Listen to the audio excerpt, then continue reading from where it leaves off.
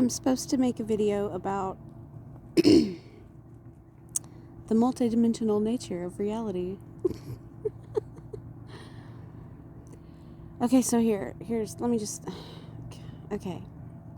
So you know how if you play a video game, right, and you have your two-dimensional avatar on that two-dimensional screen that you focus your consciousness into to explore that two-dimensional world. Okay, well, this is our three-dimensional avatar, this body here, and this is our three-dimensional world that we're here to explore, but our consciousness comes from higher, right? So it's really not that hard to understand now that we have the technology that we have. So each one of us individually is having our own unique experience, and they are all overlaid over one another, which creates a collective experience. And what's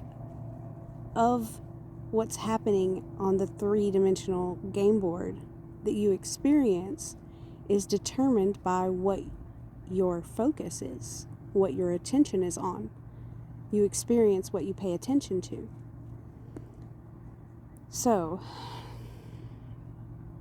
where was I going with this? The multidimensional nature of reality, Amanda. So, people can have vastly different experiences while experiencing the same event. That's where I was going with that. So, yeah.